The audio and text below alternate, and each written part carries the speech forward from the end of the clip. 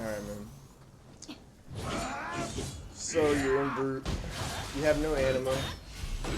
Should never go into a boss fight without at least one anima. You're playing neutral and brute with no reason to be in brute. You could be getting your normal passives from your feral right now. This isn't bad because there's not much else you can do with the skills that you have and the way that he fights, so got him out of key pretty decently. Now you're too far away. That was slow, but luckily he is too. You should be dodging these and stay behind. You're staying in front, which isn't too bad as long as you're close. That's why you died. Now you're far away, and that's why you should have died right there. You still are just lucky you're not dying. That's why you missed that brute burst counter right there. That's a bad EI. That's okay, but you should dodge behind him. That's why you got hit right there. You're still too far away. That's why you missed this right here, or at least you should have. You got lucky it was that one and not a different one. So now you're back to where you were okay enough. You should be back in feral form right now. That's the only real mistake. As you can see how easily you can get blown up here as well. When you see that monkey, you run. You do not try to fight. I don't care if you get the knockdown, you run until he disappears. You don't fuck with the monkey. I'd be using some Heaven Flash here, Sword of Discernment. Look at your anima bar completely filled up. You should be throwing a snake. All of that right there, you could have been building back anima. You can't play far away from him or you get hit by shit like that.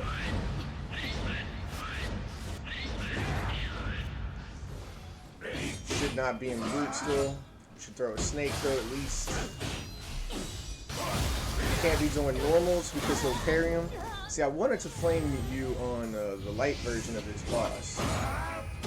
Because this right here, I expected to struggle. The other one should be cake. Well, we are missing a skill that makes him easier, so there is that, but other than that, he's like 10 times easier, maybe even 20 times easier.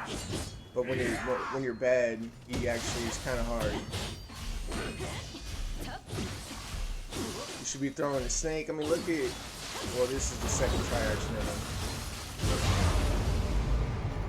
Yeah, you should never be sitting on this much anima. When you were so far away, that's why you barely hit that.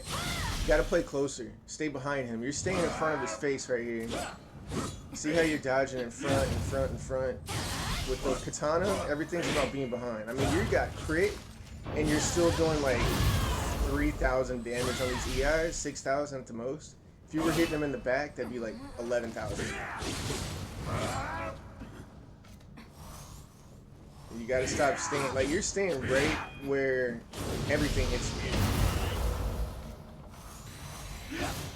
See, that's the wave that I'm talking about. That's why you have, whenever he does a burst attack, sometimes he'll start with that wave. That's why you want to stay real close and dash into him the moment you see a red flash. But you play so far away and in front of him that doesn't even really apply to how you're playing him. So you should be back in feral right now. I never see you do Flowing Shadow, which is a great way to do damage and get behind him and do break and have hyper armor and build anima. But yeah, this isn't too bad. I wouldn't have done that on him since it doesn't really help. If you were closer, those would be a lot easier to hit. So in this phase, he's easier, he staggers, but he does have a fast burst attack. So you're in brute right now. If he does this spinning sword burst attack, you're gonna eat it. So you should be in feral right here. Sometimes I play this in brute though, if I'm being honest, just because I want to be hyper aggressive. And I like to predict sometimes that he's gonna do a burst attack. But I do pay the price and get hit sometimes. So it's kind of better to stay in feral for this and just kind of dodge his burst attacks.